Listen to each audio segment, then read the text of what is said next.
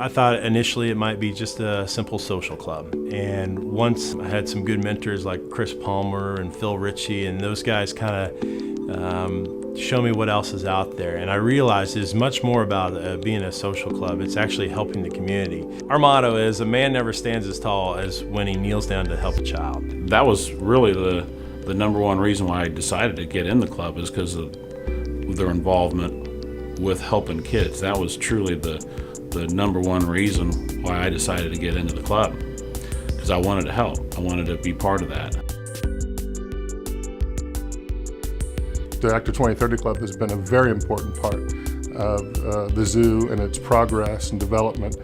One of the first times I remember being very involved was the Lion's Pride exhibit. The zoo had asked if we would come in and not only help fund getting a new pride of lions, but if we would do some sweat equity and get in and rehab the exhibit. So we spent Friday evening and Saturday inside the lion exhibit, which was pretty cool.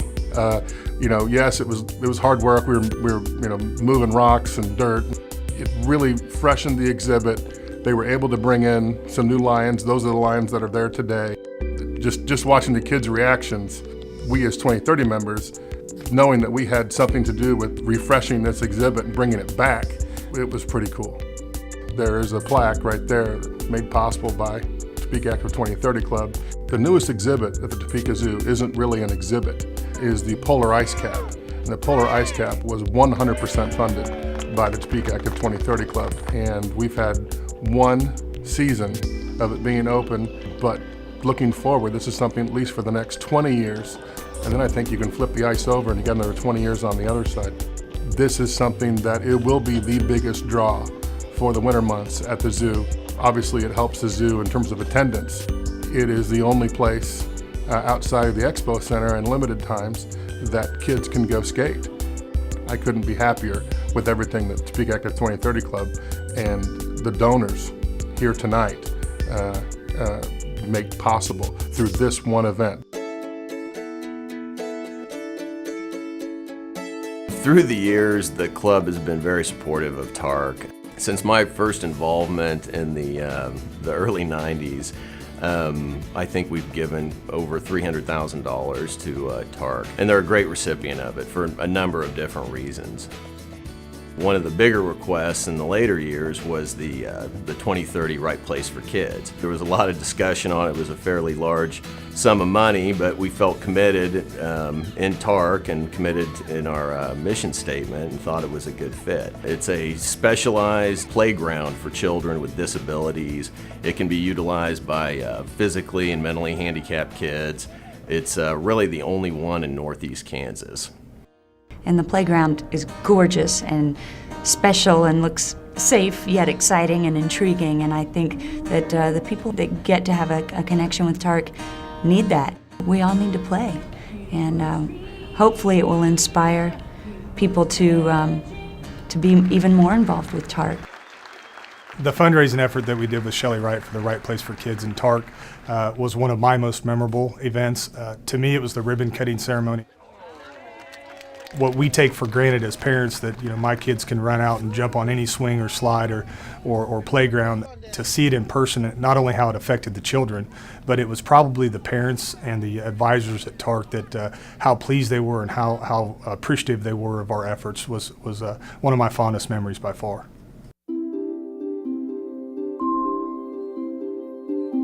A few years ago, when we had all the kids out to Toys R Us about 7 in the morning, it's like 40 degrees out, and we see all these kids, and a lot of them don't have jackets, and it kind of became a no-brainer. So I'm Justin with the Topeka Active 2030 Club. We've established a program now that we see anywhere from 100 to 150 different kids every year, varying in ages, and from the cool high school kids that are shy and don't want to act like they wanted a coat, but they really like it in the end, all the way down to the little kids that are so cute. When you put on the little jacket, they're just smiling at you and you just want to hug them. One of my most memorable occasions was Coats for Kids a couple years ago, and it was pretty cold in Kansas that year. These two little boys, and I could tell they were brothers, they kept whispering back and forth. And I asked them, I said, what are you guys whispering about? You know, and they said, I can't believe people are here getting us a coat. And we were talking about how this morning, how we didn't want to go outside and play. And it was just, to me, it was that again, it's that you feel so good about what you do at that time. It makes it to where you'd never miss it again. This is one of the few opportunities that someone's reached out and helped them out, just beyond taking them in and everything, but actually give them the opportunity to pick out whatever they want. And, you know, not only do you get a coat, you get a hat and you get gloves. And when you walk out the door, you know, it makes you feel good, like you did something special that day. Christmas for Kids is the biggest thing that the club looks forward to every year. It's our moment to reach down and help a kid up, and maybe just the child, but also the family that's taking care of that child at that moment. This is our time to kind of reach out and leave that lasting impression on them that there are people out there, like the people in the crowd, that want to do something extra. And maybe when they're in the store just every other day, they don't have that opportunity to help them, but this is the time of year we can do it. I had 3 little kids, and they knew right what they wanted. They went straight for some, they're getting some bikes for Christmas, so they need some helmets. Their foster parent was all about the safety, so that's what they got today. All right. Good to meet you guys. I had a 6-month-old, Jason, and he wanted a exerciser, and we got him set up with that and a bitey toy. Show him your necklace. The start of it was, I want that, I want that, I want that, I want that, I want that. Hold on there, big boy, so do I. They were great. Once we figured out what we were going to do, they started adding and everything. Great time. They were awesome. We got little cars, we got a little monster truck. Spider-Man. Yeah, Spider-Man. Their eyes are huge. That's the best part. I can have whatever you want, buddy. It's great. Good time. We were at Toys R Us, and of course it's early in the morning before the store opens. And I had two girls, I don't know, probably under the age of 5, that didn't speak any English at all. And the mother was very broken on how much English she spoke. I'll never forget, we're going down and we're picking out these Dora items and some Barbie dolls, and we get to the counter, and I could hear her kind of saying gracias, or thank you, and I look at her and she's holding back and wiping back tears, and I'm a pretty big guy, but at that moment it was pretty hard to keep the tears back, and you could just tell it had been stressing on her that she may not be able to get these kids a gift, and it made you feel good, and it's one of the few times I remember where I was like, oh my gosh, I'm gonna cry in Toys R Us.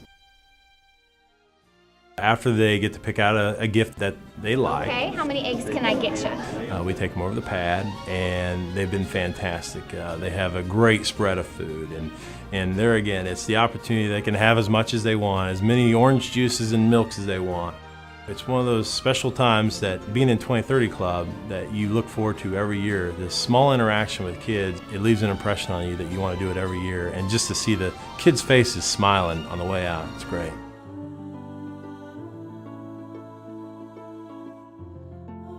I now understand why being gala chair is so important. Some of the prior gala chairs have shared with me how important it was to make this event come off. It is our only opportunity throughout the year to raise the money that we use to distribute funds for the entire year. So every program that we support, every child that receives a donation, this money is collected tonight.